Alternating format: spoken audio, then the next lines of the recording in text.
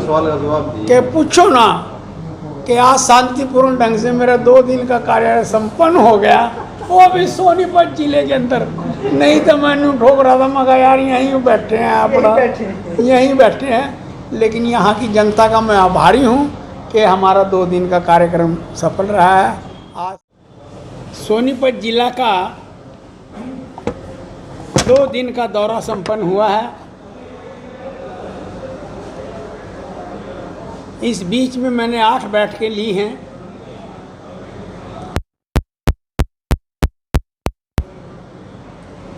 शक्ति केंद्र की बैठक,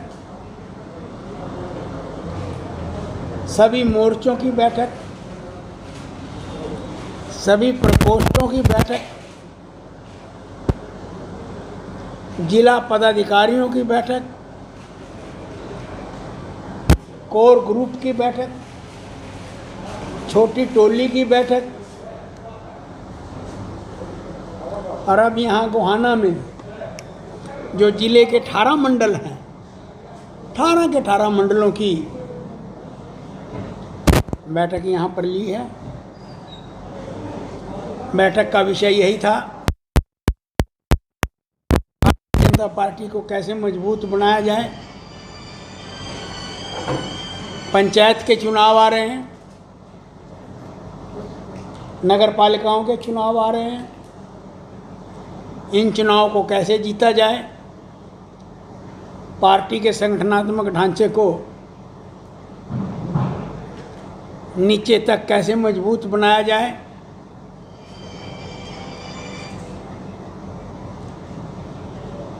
पार्टी ने लोकसभा जीती है, 9 विधानसभाओं में से 7 लोकसभा में, विधानसभा 7 जीती हैं लोकसभा की जो सीट थी।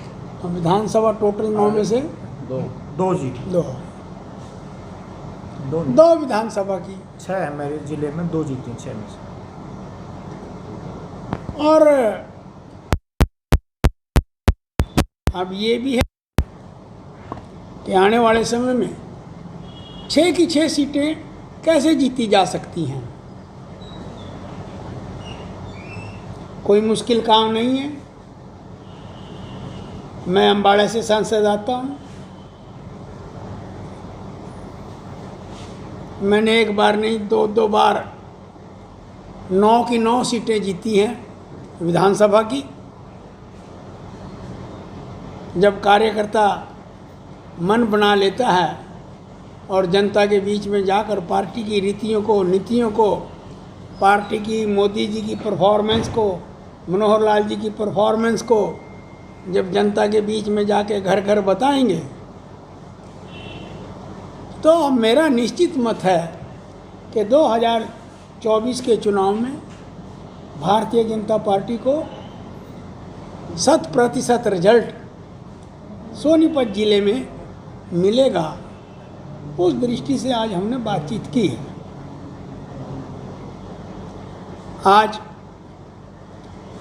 देश कोरोना से गुजर रहा है। भारत आज़ादी की 75वां अमृत महोत्सव मना रहा है। हमें बड़ी खुशी है कि इस 75वें अमृत महोत्सव में 75 करोड़ लोगों को कोरोना का टीका लग चुका है। और हम अपने कार्यकर्ताओं से ये भी आह्वान कर रहे हैं कि जिन लोगों को पहला टीका लग चुका है, उन लोगों को दूसरा टीका लगवाने के लिए ज़्यादा से ज़्यादा मेहनत करें और कोरोना की इस महामारी को समाप्त करने के लिए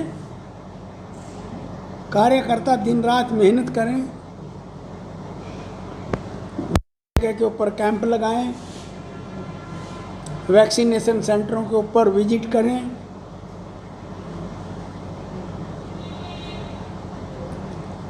माननीय नरेंद्र मोदी जी का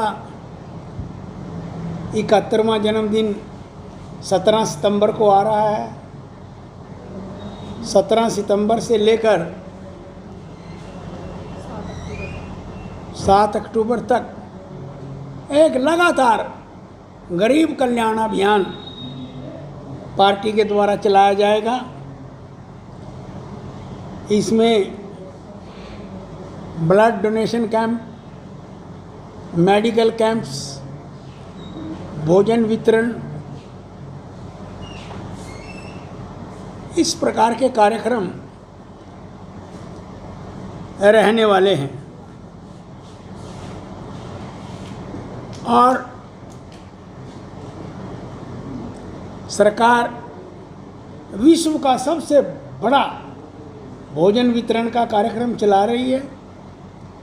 80 करोड़ लोगों को एक वर्ष से लगातार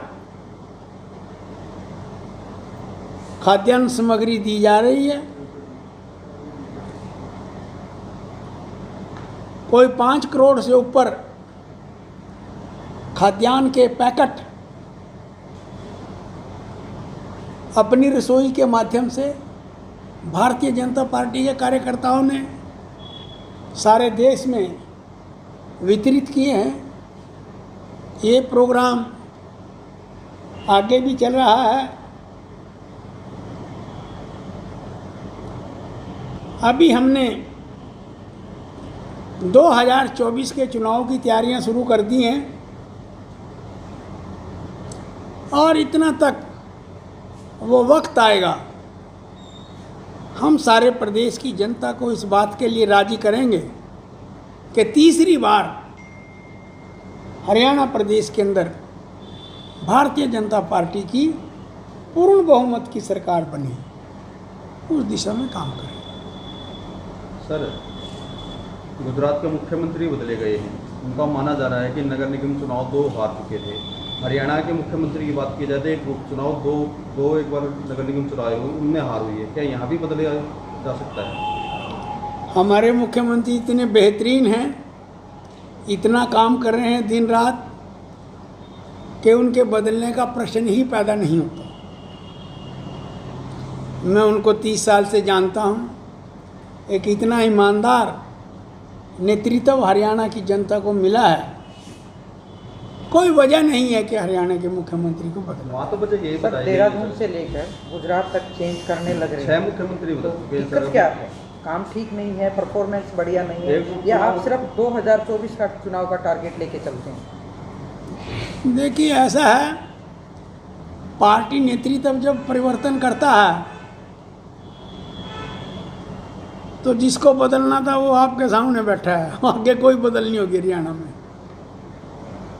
सर, बर्निंग मुद्दा है किसान आंदोलन इस वक्त आपके, बिल्कुल जो आपका लोकसभा क्षेत्र उसके नज़दीक से लेकर पूरे हरियाणा में, तो सरकार कहीं लगती है कि आपको इस नरम होना चाहिए इस मैटर पे, सॉफ्ट स्पोकन के तौर पे किसानों से बात की जा सकती है? हम तो नरम ही हैं बहन जी। हम तो किसान को अपना देवता मानते हैं, अपना भगवान मानते हैं, अपना अन्नदाता मानते हैं।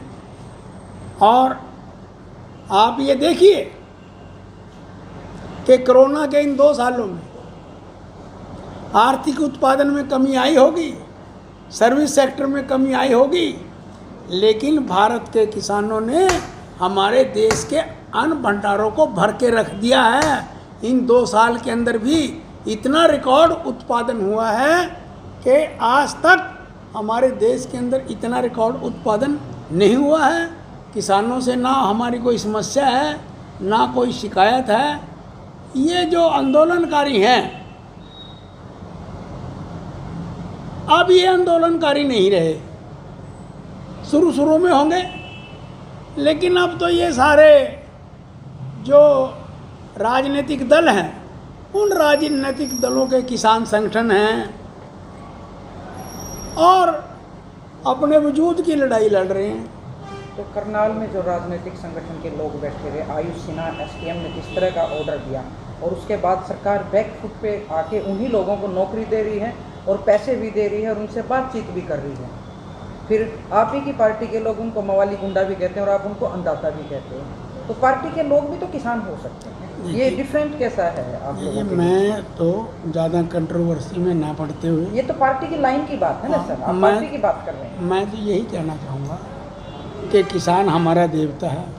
हम उनके साथ किसी भी किस्म की कन्फ्रंटेशन नहीं चाहते। वो बातचीत की टेबल पर आए। कानूनों के अंदर भी कहीं हमें लगेगा कि कोई ठोस प्रस्ताव आए हैं तो उनके अंदर बदलाव लाने में सरकार को कोई कठिनाई नहीं है।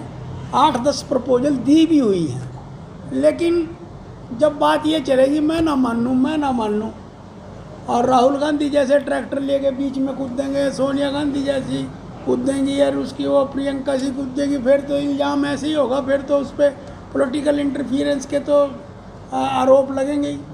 तो आप तो खुद मानते हैं पार्टी के लोग कि विपक्ष तो है ही नहीं कहीं, उनका कोई वजूद ही नहीं, तो फिर आप बात मनवाने में कामयाब क्यों नहीं हो रही? देखिए कौन कहता है डेमोक्रेसी है, डेमोक्रेसी में सबको अपनी बात कहने का हक है और राजनीतिक दलों को भी अपनी बात कहने का हक पॉलिटिकल सिस्टम के अंदर है, लेकिन अराजकता नहीं फैलानी चाहिए।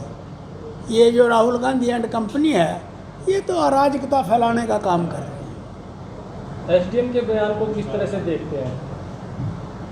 एसडीएम आयुष सिन्हा ने जो बयान दिया उस टाइम पे, आप क्या मानते हैं? देखिए मैंने क्या मानना, हम तो पार्टी लाइन के साथ हैं। जिस तरह मुख्यमंत्री जी ने बातचीत करी, पार्टी के लोग बात कर रहे हैं, वही बात हमारी है। हम कोई पार्टी से लाइन अलग बात थोड़ा कहेंगे। तो सर अब जिला परिषद और नगर पालिका के कुछ शहरों के इलेक्शन आ गए, तो क्या पार्टी सिंबल पे लड़ेगी? जिस तरह से आपने काम शुरू कर दिया है, हाँ। एक तरह से जिला परिषद के छोटे से छोटे चुनाव पे आ गई है बीजेपी अब। नगर पालिका के भी लड़ेगी और जिला परिषद के भी लड़ सकती है। आखिरी फैसला जो है वो पार्टी का कोर ग्रुप, पार्टी के पदाधिकारी, पार्टी के ऊपर की डायरेक्शन करेगी और वक्त के ऊपर सारा एनालिसिस करेंगे कि किस प्रकार की राजनीतिक सिनेरियो प्रदेश के अंदर है।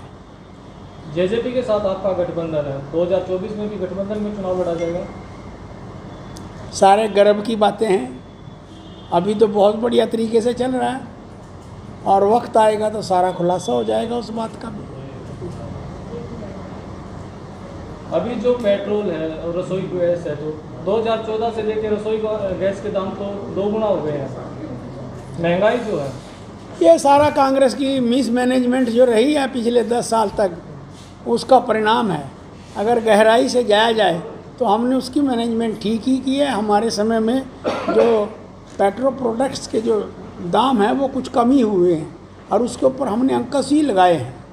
सर कमाल का तर्क है, डबल रेट हो गए हैं और आप पिछले उस कांग्रेस को कहते रहेंगे। जब भी मैं सुनती हूँ आपके प्रवक्ताओं से यही बात कांग्रेस को बदल होती है। कर 7 तो साल से तो बीजेपी आप को केंद्र ले में आए भी हैं, हैं, लेकिन अब 7 साल से क्या आप प्रदेश में भी हैं, आपकी बहुत सारी प्रदेशों में सरकार है। ये तर्क कौन सा है कि कांग्रेस की मिसमैनेजमेंट है? जबकि हमने ठीक कर अंतर्राष्ट्रीय दिया। बाजार में तेल क्रूड कच्चे तेल का रेट भी कम है कमाल के तरह कांग्रेस है। की बजाय। कोई बात नहीं, मैं दिल्ली जाऊंगा अभी 1 हफ्ते के बाद और हमारे पूरी साहब से बातचीत करूंगा कि वही जो है ना, लोग तो इस तरह की बातचीत करते हैं, हमारे को भी अर्थमेटिक थोड़ा सा सारा बता दो। पूछना चाहिए सर, आप सरकार इलेक्शन का से पहले ही हिस्सा कहा जा रहा था कि पेट्रोल के डीजल के जो दाम है कम होंगे, लेकिन उसके बाद लगातार बढ़ते आ रहे हैं। मैं फिर आपके बीच में आऊँगा और क्योंकि एकदम सारी चीज़ों का तो तैयार नहीं रहता हिसाब किताब। उत्तर प्रदेश चुनाव की बात की जाए, अभी से बीजेपी में फूट दिखाई दे रही है। केशव प्रसाद मौर्य है या मुख्यमंत्री है, उनमें आपस में एक दूसरी दखलंदाजी दिखाई कहाँ दे के चुनाव? रही है। उत्तर प्रदेश चुनाव अभी होने वाले हैं, नहीं, बीजेपी चुनाव- में फूट दिखाई दे रही है अभी। चुनाव राजधानी एक्सप्रेस की तरह चलेंगे और भारतीय जनता पार्टी को बहुत बड़ी जीत उत्तर प्रदेश के अंदर मिलने जा रही है। आप भी यही हैं, हम भी यही हैं। योगी जी ने इतना काम किया है, इतना काम किया है, गुंडा राज को समाप्त किया है और विकास के काम किए हैं और कोरोना के ऊपर कंट्रोल पाया है। तो ये सारी चीज़ें बहुत बेहतरीन ढंग से वहाँ हुई हैं। जिस तरह से राकेश टिकैत ने वहाँ पर एक अल्लाह हू अकबर का नारा लगाया है, उसके बाद सियासत गर्मा चुकी है, उसको कहाँ देखते हैं? देखिए ऐसा है, मैंने काफ़ी बातें आपको कह ली। रतन लाल कटारिया को जो है उल्टे कूंठे टोकने के लिए भी माना जाता है, तो मैं आज कम से कम कोई ऐसी बात नहीं कहूँगा कि जिससे मेरा सारा काम कराया आज मैं इतना खुश हूँ, आज मैं इतना खुश हूँ सवाल का जवाब कि दिए। पूछो ना कि आज शांतिपूर्ण ढंग से मेरा 2 दिन का कार्य संपन्न हो गया, वो भी सोनीपत जिले के अंदर। नहीं तो मैं यूँ ठोक रहा था, मगर यार यहीं बैठे हैं अपना, यहीं बैठे हैं। लेकिन यहाँ की जनता का मैं आभारी हूँ कि हमारा 2 दिन का कार्यक्रम सफल रहा है। आज तो इतना ही है, मैं अगली बार फिर आऊँगा, फिर पॉलिटिकल बात आपसे करूँगा, बहुत से विषयों के ऊपर करूँगा। ठीक है।